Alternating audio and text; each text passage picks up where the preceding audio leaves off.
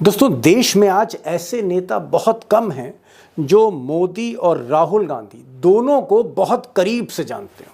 लेकिन एक नेता है साहब, सतपाल मलिक, जो दोनों को ही, राहुल मोदी को बेहद करीब से जानते हैं और आज बहुत सी अंदर की बातें पहली बार आपके सामने रखने जा रहे हैं। अब एक खास मुलाकात में मलिक साहब ने मुझसे बताया कि मोदी जी की जो सबसे बड़ी वीकनेस है, उनकी जो सबसे बड़ी कमज़ोरी है आज की तारीख में, वो उनका बढ़ता हुआ अहंकार है।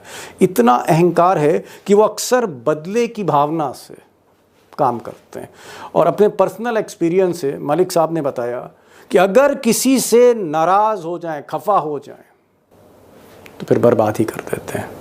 मोदी जी का नंबर एक कारण है उनकी एरोगेंस से सब लोग तंग हैं। मोदी जी बदले की भावना से काम करते हैं। मोदी जी बहुत बदले की भावना से करते हैं। मैं भुक्तभोगी हूँ, मेरी सारी सिक्योरिटी हटा ली उन्होंने, क्योंकि मैं किसानों वाले मुद्दे पे उनसे असहमत हो गया था।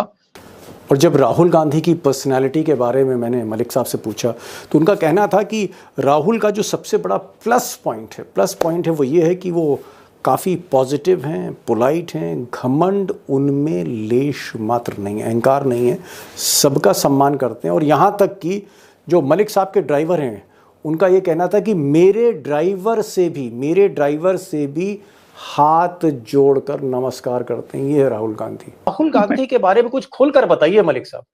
देखिए, Rahul Gandhi is leader of future. वो बहुत सिविलाइज, बहुत विनम्र, बहुत बढ़िया, मतलब टू द एक्सटेंट कि वो मेरे छोड़ने आते हैं तो मेरे ड्राइवर को भी नमस्ते करते हैं। और अच्छा, अब दोस्तों मुझे ऐसा लगता है कि सतपाल मलिक एकमात्र ऐसे गवर्नर होंगे जो इस देश के दो बड़े नेता राहुल गांधी और नरेंद्र मोदी दोनों का पर्सनैलिटी असेसमेंट खुद कर रहे हैं। तो वो तो आप सुनिएगा, कई खुलासे हैं। लेकिन एक चीज़ हमें ये भी याद रखनी चाहिए कि पिछले 50-60 वर्षों से सत्यपाल मलिक जो मंत्री भी रहे, कई राज्यों के गवर्नर भी रहे, कई प्रधानमंत्रियों के साथ उन्होंने काम किया, वो चुनाव को भी बहुत करीब से देख रहे हैं। और इस बार हरियाणा के बारे में उनका प्रेडिक्शन है कि कांग्रेस 90 में से 60 सीट ला रही है, 90 में 60 ला रही है। बीजेपी, उनका ये कहना है, सीट वाइज जो उन्होंने असेसमेंट किया, 90 में से 20 ला रही, यानी कुल मिलाकर 60 और 20 का फ़र्क है कांग्रेस और बीजेपी में हरियाणा में। और जम्मू कश्मीर के बारे में उनका जो प्रेडिक्शन है वो भी काफ़ी गौर करने वाला है, क्योंकि जम्मू कश्मीर के वो गवर्नर है। उनका कहना है कि राहुल गांधी और उमर अब्दुल्ला, इन दोनों की जो जोड़ी है, उसकी जो केमिस्ट्री है, वो ऐसा लगता है उस केमिस्ट्री से कि कांग्रेस और उमर वो जम्मू कश्मीर जीतने जा रहे हैं। बीजेपी के लिए बड़ा मुश्किल है।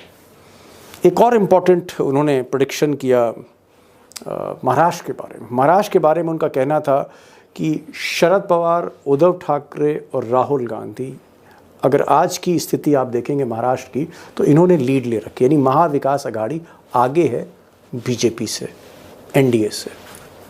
अब और भी बहुत से सवाल मैंने सत्यपाल मलिक साहब से पूछे, लेकिन एक सवाल जो बड़ा लाजमी था और इम्पॉर्टेंट था वो ये था कि साहब, ये मोदी जी की सरकार क्या 5 साल पूरा करेगी या फिर 5 साल पूरा नहीं कर पाएगी। इस पर उनका ये कहना था कि 4 राज्यों के चुनाव जो नवंबर तक सारे रिजल्ट सामने होंगे, बड़ा मुश्किल है कि मोदी जी अगर हारते हैं, जिसके चांसेस ज़्यादा हैं, कि मोदी जी की सरकार 1 साल भी आगे चल पाए। यानी उनका साफ कहना है कि साल भर से ज़्यादा मोदी की सरकार चलने वाली नहीं है। अब दोस्तों, ये जो इंटरव्यू है ये जानकारियों से, खुलासों से भरा पड़ा है। मुझे लगता है कि सतपाल मलिक, जिनका अगर आप पॉलिटिकल कैरियर देखें, स्पैन देखें, तो ऑलमोस्ट 60 ईयर्स है, और इतने सीनियर मोस्ट लीडर, एक बुजुर्ग नेता, एक बेबाक नेता और एक बेखौफ नेता, इनकी बातचीत को आपको ज़रूर सुनना चाहिए। पल्स मिलेगी, नब्स मिलेगी आपको, मुल्क की, देश की नब्स मिलेगी। ज़रूर देखिए, आखिर तक सुनिए इनको, मलिक साहब को। मलिक साहब, मेरा जो पहला सवाल है, आप हरियाणा को, मुझे लगता है कि आज की तारीख में आप एक इकलौते नेता हैं जो पिछले 50-60 वर्षों से हरियाणा को बहुत भीतर तक जान रहे हैं। 50-60 बरस आपने उतार चढ़ाव हरियाणा के सारे देखे हैं। मैं आपसे पूछ रहा हूं कि क्या हरियाणा इस वक्त की जो स्थिति है, क्या बीजेपी के हाथ से, मोदी जी के हाथ से हरियाणा निकल रहा है? What is the exact position of Haryana, mister Malik? Haryana न सिर्फ हाथ से निकल रहा है, बल्कि हरियाणा इनको बहुत बुरी हार का मुंह दिखाने वाला है। हरियाणा में जो अनुपात रहेगा सीटों का, वो 60 और 20 का रहेगा। क्या बीजेपी कहा 20 आपने? के 60 और 20, 80 में 60 मिलेंगी कांग्रेस को, कांग्रेस 20 बीजेपी को। जी, हरियाणा में एक तरफा चुनाव है और बहुत नाराजगी है बीजेपी से। 60 और आप तो 20? याद मलिक साहब, है ये तो बहुत ज्यादा अंतर है, 60 और 20। जी, उसकी वजह है, हरियाणा के टीचर्स चंडीगढ़ गए, उनके ऊपर लाठीचार्ज हुआ। सरपंच गए, उन पे लाठीचार्ज हुआ। जो लोग भी चंडीगढ़ गए, उन पे खट्टर सरकार ने लाठीचार्ज कराया। फिर हरियाणा के किसान, जो दिल्ली में किसान आंदोलन था, उसमें बिल्कुल जुड़े रहे थे बहुत ज्यादा, और वो गुस्सा भी उनके अंदर है। तो हरियाणा बिल्कुल तय किए हुए है कि इनको उखाड़ फेंकना। आपको लग रहा है कि जो हरियाणा में जाट हैं 27-28%, फिर जी, दलित एक अच्छी संख्या में हैं, फिर थोड़े बहुत मुस्लिम्स भी हैं, फिर बहुत से ऐसे लोग हैं जो नाराज हैं, किसान का एक बहुत बड़ा तबका है।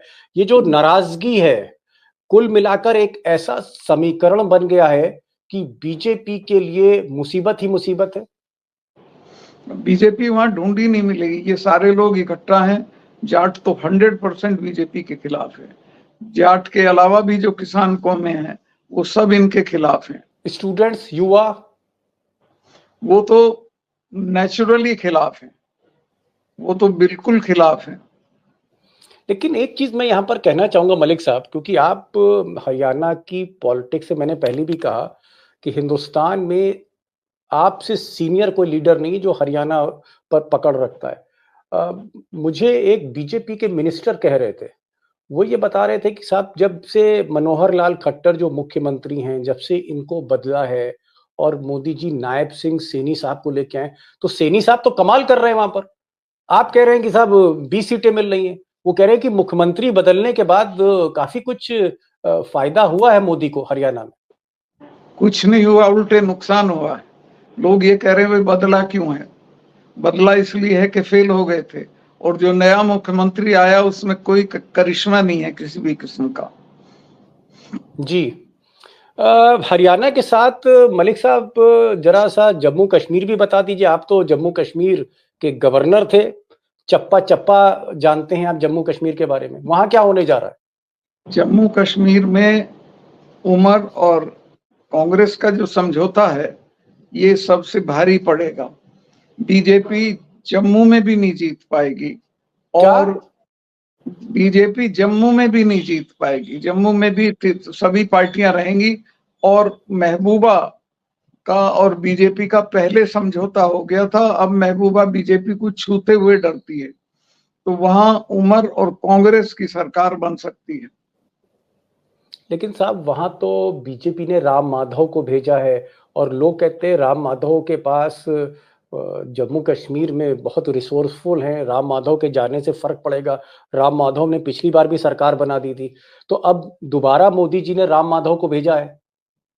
राम माधव को इसलिए भेजा है कि अभी ये शो नहीं करना चाहते कि हम महबूबा से मिलकर सरकार बनाएंगे। महबूबा से मिलकर सरकार राम माधव के माध्यम से बनी थी। उसी काम के लिए भेजा है कि अगर महबूबा का और तुम्हारा नंबर आ जाए तो ये समझौता करा सकते हैं, जो होने वाला नहीं है। महबूबा मर जाएगी, क्योंकि महबूबा जमात की पार्टी है, और जमात इनको छूना नहीं चाहती है। तो आपको लग रहा है कि जम्मू कश्मीर में भी बीजेपी का जीतना मुश्किल है? बीजेपी का वहां कुछ नहीं बनेगा, जीतना तो एक अलग बात है। वहां 100% उमर और कांग्रेस की सरकार बनेगी। 100%। मलिक साहब, हरियाणा में आप कह रहे हैं 20%, मतलब 60 में 20 मिलेगा, 90 में 20 मिल रहा है, 20 सीटें मिल रही हैं। जम्मू कश्मीर में आप कह रहे हैं कि साहब 100% जो है, वहां पर सरकार उमर और कांग्रेस की बन रही, राहुल गांधी की बन रही है। यानी ये दो राज्य तो मुझे ऐसा लग रहा है, अगर आपकी बात मानूं, तो ये दो राज्य में बीजेपी की भैंस पानी में जाती हुई दिख रही है। अब महाराष्ट्र की बात कर लेते हैं, उत्तर प्रदेश के बाद सबसे बड़ा राज्य। आप तो महाराष्ट्र जाते रहते, महाराष्ट्र का महाराष्ट्र में क्या होने चुनाव, जा रहा है? वहां का चुनाव इन्होंने इसीलिए नहीं कराया क्योंकि महाराष्ट्र में भी यही होने वाला है।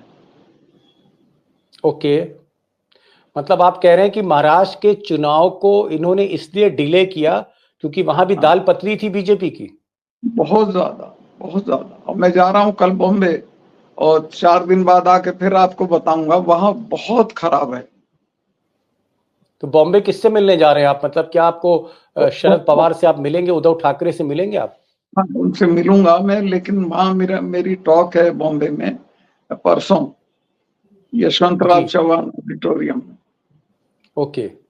ये बताइए महाराष्ट्र में क्या लग रहा है आपको कि शरद पवार और उद्धव ठाकरे और कांग्रेस मिलकर ये मोदी जी पर भारी पड़ गई, नंबर एक। और इनकी क्या मोदी विनेबिलिटी, और जी, इन तीनों की विनेबिलिटी है, ये जीतेंगे। ये कुछ देखिए कारण तो होगा। मोदी का तो अब उतार है। मोदी को कोई विनिंग चेहरा नहीं मानते हैं लोग। मोदी तो मुझे नहीं लगता कि वहां यहाँ भी पूरा समय पूरा कर पाएंगे, दिल्ली में भी। ओहो, यानी आप ये कह रहे हैं कि महाराष्ट्र में भी स्थिति बहुत मुश्किल है। एक चीज मैं पूछना चाह रहा हूं, क्या आपको लगता है कि मोदी और अमित शाह महाराष्ट्र को समझ नहीं पाए, या वहां पर जिस तरह से ये महाराष्ट्र के प्रोजेक्ट्स गुजरात में ले गए, या जिस तरह की राजनीति इन्होंने करी, क्या गुजराती और मराठी फीलिंग्स हो गई हैं महाराष्ट्र में? मराठी मैं गुजराती ऐसा कुछ हो गया है? उसका मुझे उसकी मुझे ज्यादा जानकारी नहीं है, लेकिन महाराष्ट्र बेसिकली एग्रेरियन स्टेट है, और वहां मराठे और जो और खेती वाली कौमें हैं वो सब इनके खिलाफ हैं। मोदी शाह के। जी। तो जम्मू कश्मीर गया साहब, हरियाणा गया, आप कह रहे हैं महाराष्ट्र गया, तो फिर झारखंड भी बता ही दीजिए। झारखंड का झारखंड का आइडिया भी है। इसीलिए नहीं कर रहा कि वहां भी गए हुए हैं। मतलब हेमंत सोरेन फैक्टर, जिस हेमंत सोरेन को जेल में डाला तो बड़ा फैक्टर है, आदिवासी फैक्टर है वो वहां। तो 100% जीतेगा, उसको बहुत सिंपैथी है। हेमंत सोरेन को। जी जी। चलिए मैं अब असली सवाल पे आ जाता हूँ। आपने एक पोस्टमार्टम तो कर दिया इन चारों राज्यों का, और आप कह रहे हैं कि जम्मू कश्मीर में 100% उमर अब्दुल्ला और कांग्रेस की सरकार आ रही है। आप कह रहे हैं कि हरियाणा में बीजेपी 20 पर है और कांग्रेस 60 पर है। महाराष्ट्र के बारे में आप कह रहे हैं कि भाई एग्रेरियन सोसाइटी है, किसान और मराठे सब अगेंस्ट हैं इनके, और शरद पवार और उद्धव ठाकरे और कांग्रेस की जो तिगड़ी है, जिसे महाविकास अघाड़ी जी कहते हैं, इनके पास विनिबिलिटी फैक्टर है। झारखंड में आप कह रहे हैं कि हेमंत सोरेन को जेल में डालना गलत था, हेमंत सोरेन बाहर हैं, तब से एक आदिवासी फैक्टर जो है वो हेमंत सोरेन के फेवर में काम कर रहा है, इंडिया अलायंस के फेवर में काम कर रहा है। झारखंड भी गए। अगर चारों राज्य जिसके नतीजे, चारों के नतीजे नवंबर तक आ जाएंगे। जम्मू कश्मीर हरियाणा का जो नतीजा है वो अक्टूबर में आ जाएगा, और उसके बाद महाराष्ट्र में चुनाव होने ही होने हैं, तो नवंबर के आखिर तक पूरी पिक्चर क्लियर हो जाएगी। अगर मलिक साहब ये चारों राज्य मोदी जी के हाथ से जाते हैं, जैसा कि आप संकेत दे रहे हैं, तो फिर क्या होने वाला है दिल्ली में? फिर मोदी जी को छोड़ना पड़ेगा जाना। वैसे भी उनका 75वां साल शुरू हो गया है, नैतिकता के आधार पे भी उनको छोड़ देना चाहिए। लेकिन चारों स्टेट हारने के बाद संघ समझेगा कि ये कोई विनेबल लीडर नहीं है, इनको कह देगा आप हट जाइए। संघ कह देगा। जी। अगर मोदी जी हटते हैं और एक खलबली मचती है बीजेपी में, ऐसी स्थिति में, क्योंकि आप तो कोलिशन पॉलिटिक्स के मास्टर हैं, आपने तमाम सरकारें देखी हैं, गठबंधन की सरकारें में आप रहे भी हैं, क्या आपको लगता है अगर मोदी कमजोर हुए, आरएसएस इनको बदलना चाहती है, बीजेपी में बगावत है, तो नीतीश और नायडू, ये जो दो लोग हैं जिनकी बैसाखी पर मोदी जी चल रहे हैं, क्या ये लोग पुनर्विचार कर सकते हैं? ये कुछ बिल्कुल कर सेकंड सकते हैं। थॉट में जा ये सकते हैं? ये फिर ये क्या ये क्यों होगा? ये लोग मारेंगे? क्या करेंगे? ये बीजेपी से सपोर्ट विड्रॉ कर सकते हैं। ये ना भी करें तो भी मोदी हट जाएंगे, और कोई आदमी जो हो सकता है गडकरी टाइप आदमी कोई चीफ मिनिस्टर हो जाए। सुन तो मैं प्राइम यहाँ तक मिनिस्टर, रहा हूँ कि प्राइम मिनिस्टर हो जाए। संजय जोशी को आरएसएस अध्यक्ष बना के ला सकती है। गडकरी प्राइम मिनिस्टर हो सकते हैं, आप ये कह रहे हैं? जी जी, गडकरी बेस्ट प्राइम मिनिस्टर हैं अगर हो जाए। He is a person with vision. उनकी परफॉर्मेंस सबसे अच्छी है। आज बीजेपी के पास कुछ भी कहने को है तो गडकरी की सड़कें हैं। मोदी और गडकरी में बुनियादी फर्क क्या है मलिक साहब, अगर 2-3 पॉइंट आप बताना चाहें इन दोनों में? दोनों में ये है कि गडकरी में एरोगेंस नाम की कोई चीज नहीं है। वो बहुत मिलनसार, बहुत स्वीट आदमी है, बहुत साफ सुथरे हैं और बदले की भावना से बिल्कुल काम नहीं करते हैं। नहीं तो आप क्या कह रहे हैं कि मोदी जी बदले की भावना से काम करते हैं? मोदी जी बहुत बदले की भावना से करते हैं। मैं भुक्तभोगी हूं, मेरी सारी सिक्योरिटी हटा ली उन्होंने, चूंकि मैं किसानों वाले मुद्दे पे उनसे असहमत हो गया था। सिक्योरिटी हटा ली। मुझको कश्मीर का गवर्नर रहा हूं मैं, मेरे दस्तखत से 370 हटी है। मुझे रहने के लिए मकान नहीं, दिल्ली में मैं एक कमरे के मकान में रह रहा हूं और मेरे जितने लोग थे उन सबों के खिलाफ सीबीआई जांच बिठा दी, सबके टेलीफोन ले लिए। बहुत बदले की भावना से काम किया उन्होंने।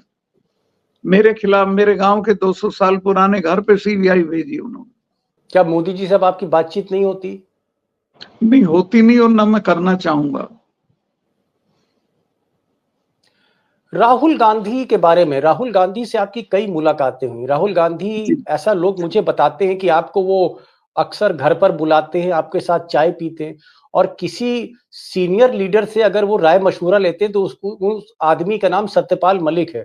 राहुल गांधी के बारे में कुछ खोलकर बताइए मलिक साहब। देखिए, Rahul Gandhi is leader of future.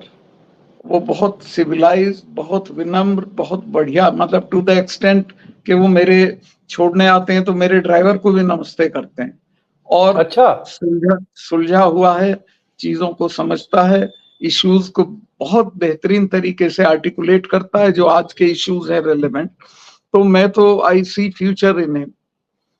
नहीं आप कह रहे हैं कि घमंड नहीं है, सही बात है कि बिल्कुल घमंड दूर दूर तक छू नहीं गया तक घमंड तुमको। नहीं, कुछ बताएंगे तो कि आपको क्यों लगता है कि भाई मोदी में घमंड है और राहुल गांधी में घमंड नहीं, दोनों को आप जानते हैं? देखिए, राहुल गांधी मुझे छोड़ने आए एक दिन, मैं उनके यहाँ गया था। तो जब मैं कमरे से निकला, मैं व्हील चेयर पे था, तो सीढ़ियों पे व्हील चेयर पकड़ के उतारना पड़ा। तो उन्होंने अपने आदमी से पूछा कि भाई हमारे यहाँ वो नहीं है क्या, रैंप? तो उनका जी नहीं, कहने लगे एक दिन में रैंप बन जानी चाहिए। तो ये ओहो, एटीट्यूड। हाँ, कहा कि मैं कल तक रैंप चाहता हूँ, रैंप बन जाए। तो वो बहुत। मतलब व्हील चेयर राहुल गांधी की सीढ़ियों पर घर पे उतर नहीं सकती थी, उनको बुरा लगा कि आप व्हील चेयर पे है, उन्होंने कहा इन सीढ़ियों पर रैंप बना दीजिए, ये कहा हाँ, उन्होंने? सीढ़ियों के बराबर में रैंप बना दीजिए, और मैं श्योर हूँ जब जाऊंगा तो मुझे रैंप मिलेगी। और क्या कारण है जहां आपको लगता है कि घमंड नहीं है इस आदमी में? नहीं नहीं, बातचीत में मेरे वो बाहर निकलेंगे, मेरे ड्राइवर से राजी खुशी पूछेंगे, नमस्ते करेंगे, जो कोई नेता नहीं करता। ओके, इंटेलिजेंट लोग कहते हैं ये राहुल गांधी देश की राजनीति को नहीं समझते, इकोनॉमी को नहीं समझते। नहीं, जो लोग हैं कहते हैं वो नहीं समझते। राहुल गांधी सब चीजों को समझते हैं, वो बहुत होशियार हैं। He is very intelligent and his understanding of the situation is very very, कहिए, परिपक्व है एकदम। बदले की भावना है उनके अंदर, विंडिक्टिवनेस है राहुल गांधी में। बिल्कुल दूर दूर तक नहीं है। किस आधार पे कह रहे हैं आपकी दूर दूर तक बदले की नहीं, भावना नहीं है? मेरी जो बात होती है, मैं तो उनसे, मोदी को भी डिस्कस करता हूँ, कभी उनको ये नहीं होता कि इसका ये करेंगे वो करेंगे। कुछ नहीं है, जरा बदले की भावना नहीं है। वो अपने काम से काम रखते हैं, इश्यूज को समझते हैं, इश्यूज को आर्टिकुलेट करते हैं और बढ़िया तरीके से आर्टिकुलेट करते हैं। चलिए मलिक साहब, एक चीज और बता दीजिए, आप तो भाई इतने सीनियर लीडर हैं, खुलकर बोलते। राहुल गांधी आपको जो चाय पर बुलाते हैं, आप कह रहे हैं मुझे बाहर छोड़ने आते हैं, मेरे ड्राइवर से नमस्ते करते हैं, मुझसे घंटों बातचीत करते हैं, कई वीडियो भी मैंने देखे आपके जो राहुल गांधी ने बनाए। राहुल गांधी आपसे पूछते क्या है जब आप दरवाजे बंद हो जाते हैं, जब आप और राहुल गांधी बैठते, क्या पूछते हैं ये तो बता दीजिए। नहीं नहीं, पहली बार तो उन्होंने मुझे फोन किया और ये कहा कि मलिक साहब, मैं आपके साथ बातचीत करना चाहता हूँ और ये इजाजत चाहता हूँ कि मैं उसको एयर कर सकूं। मैंने कहा ठीक है, मुझे कोई रिकॉर्ड, एतराज नहीं। जी, नहीं, रिकॉर्ड करने हाँ की बात कर रहे हैं। नहीं, मैं कह रहा हूं कि जी जब जी। बिना कैमरे की बातचीत होती तब क्या पूछते हैं आपसे, क्या सलाह लेती हैं, तो बता दीजिए कुछ। जनरल बात पूछते हैं, क्या होना जैसे चाहिए, कैसे होना चाहिए। जैसे वो पूछते हैं किसानों के लिए हम लोग और क्या कर सकते हैं, ये सब बातें पूछते हैं। क्या वो ये भी पूछते हैं, मोदी के बारे में भी पूछते हैं नहीं, कुछ मोदी का आपसे? ना वो कोई जिक्र करते हैं ना मैं करता हूँ। सरकार के बारे में कुछ पूछते हैं कि इस सरकार को आप कैसे असेस करते हैं? वो तो उनको खुद पता है, मेरे से क्या पूछेंगे वो। नहीं राजनीति पर कोई पूछते बात सरकार। सवाल, राजनीति पर कुछ जी, सवाल करते हैं? राजनीति में राजनीति, करते हैं भाई। हाँ, राजनीति में यही कहते हैं भाई देश कहाँ जाएगा, देख रहे हो क्या स्थितियां हैं, वगैरह वगैरह। एक चीज मलिक साहब, एक चीज मैं जी बहुत साफगोई से आपका जवाब चाहता हूँ। क्या राहुल गांधी, क्योंकि देखिए जो देश में सबसे बड़ा चैलेंज है इस वक्त वो है उत्पादन का, प्रोडक्शन का, इकोनॉमी का।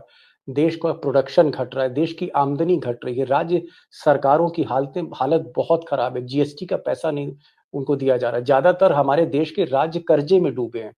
और उधर हम देख रहे हैं कि जो आम आदमी है उसकी स्थिति भी अच्छी नहीं है। एक बहुत बड़ा तबका हमारे देश में है जो राशन पे जी रहा है, राशन अगर सरकार से ना मिले तो काला हांडी जैसे कई कांड यहाँ हो जाएं कि लोग खाने के लिए तरस जाएं 2 टाइम। अगर देश की ऐसी स्थिति है, यानी जो सबसे बड़ा चैलेंज है वो है इकोनॉमी, पैसा, जी। आमदनी। क्या आपको लगता है राहुल गांधी देश की इकोनॉमी समझते हैं? उनके पास कोई चाइना जैसा प्लान है? क्या ये आदमी देश की इकोनॉमी को चला सकता है? देखिए, वो ना सिर्फ समझते हैं बल्कि उसके लिए चिंतित भी हैं, और वो चला सकते हैं। मैं राहुल गांधी की जो कैपेबिलिटीज हैं उनके बारे में आश्वस्त हूं कि he will prove a very good leader. He is better than Modi. Modi तो कुछ है ही नहीं उनके सामने। मोदी सिवाय एक ईगो के कोई चीज नहीं है। ईगो कुछ, चलिए खैर, बहुत कुछ आज आपने बताया। मैं एक आखिरी सवाल पूछ रहा हूँ और जी मैं बहुत एक ईमानदारी का जवाब चाहता हूँ आपसे, जो आपका एक मिजाज है। ये बताइए, हमने नवंबर की बात कर ली, हमने नायडू नीतीश की बात कर ली, हमने 4 राज्यों की बात कर ली कि मोदी जी की हालत पतली, सारी चीजें। ये बताइए, ये सरकार अभी कितने दिन और चलेगी? 6 महीना, साल भर, 1.5 साल, 2 साल, या केंद्र पूरा की टर्म सरकार पूरा करेगी? जी हाँ, केंद्र मोदी की सरकार। सरकार पूरा टर्म कर सकती है अगर ये मोदी हट जाते हैं। 75 के हो जाएंगे तो उनको खुद छोड़ देना चाहिए। कोई नया प्राइम मिनिस्टर अगर आ गया गडकरी जैसा तो वो पूरा टर्म चलेगा। यानी तब आपको लगता है लेकिन नीतीश और नायडू साथ देंगे? हाँ, मोदी जी के रहते हुए नहीं चल सकता। मोदी जी के रहते कितने दिन चल सकती सरकार, ये बताइए। 1 साल, मैक्सिमम 1 साल।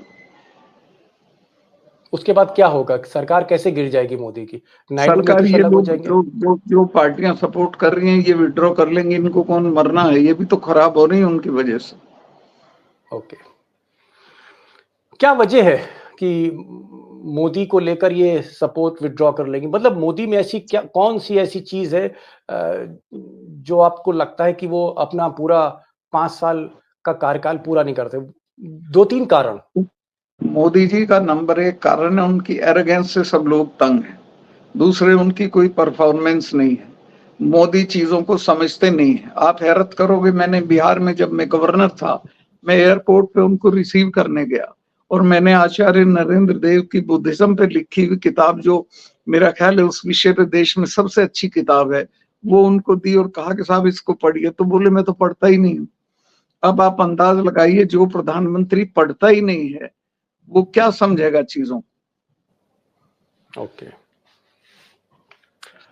इकोनॉमी, अगर इकोनॉमिक फ्रंट पर हम बात करें, क्योंकि Modi ji make in India, digital India, तमाम चीजें लाए थे, तो क्या इकोनॉमी को भी नहीं समझ रहे हैं वो देश की? नहीं, वो उनको लिखा हुआ दे दिया जाता है, सामने लिखा हुआ वो पढ़ देते, समझते वो कुछ नहीं। चलिए मलिक साहब, आप आए और आपने 2-3 बहुत बड़ी बातें की। आपने कहा कि राहुल गांधी में एरोगेंस नहीं है, राहुल गांधी इकोनॉमी को समझते हैं, मोदी से बेटर है। और दूसरा आपने कहा कि अगर मोदी को बदला नहीं जाता है तो फिर 1 साल ये सरकार और चल सकती है, 1 साल के आगे ये सरकार नहीं चल सकती। नहीं चलेगी। यानी कहीं जी ना जी। कहीं मिड टर्म पोल होगा या कुछ होगा। और एक चीज आपने और कही, आपने कहा कि कश्मीर में जीतना मुश्किल है, हरियाणा में जीतना मुश्किल है, महाराष्ट्र में भी उद्धव ठाकरे, शरद पवार और राहुल गांधी को लीड है, और हेमंत सोरेन जिनको जेल भेजा गया था, जो मुख्यमंत्री हैं, उनके उनके साथ जिस तरह से केसेस किए गए, आदिवासी सेंटिमेंट्स हेमंत सोरेन के फेवर में है, जो आदिवासी बहुल राज्य है। तो झारखंड में भी स्थिति खराब है। कुल मिलाकर मोदी जी एक बहुत मुश्किल जमीन पर हैं। सत्यपाल मलिक, पूर्व राज्यपाल, नहीं, एक आप उनको कह सकते, ग्रेसफुली छोड़ देना चाहिए। बेहतर ये हो कि वो खुद ही छोड़ दें। और जैसा कि अभी एक फाइनल सजेशन उन्होंने दिया कि 75 साल के अगर मोदी जी हो रहे हैं, सितंबर में हो जाएंगे, ग्रेसफुली छोड़ दें तो ज़्यादा बेहतर, दूसरों को मौका दें। मलिक साहब, आप आए और बहुत खुलकर बातचीत हुई आपके साथ और बहुत कुछ आपने बताया, और मुझे लगता है कि जब आप मुंबई से लौट के आएंगे 4 दिन के बाद और महाराष्ट्र की ताज़ा स्थिति लाएंगे, तो एक बार फिर आपसे बातचीत होगी। जरूर सर, शुक्रिया मुझे भी इस प्रोग्राम में अच्छा आने का। लगे। अपने दोस्तों की तरफ से बहुत बहुत शुक्रिया आपका। Thank you so much sir. नमस्कार।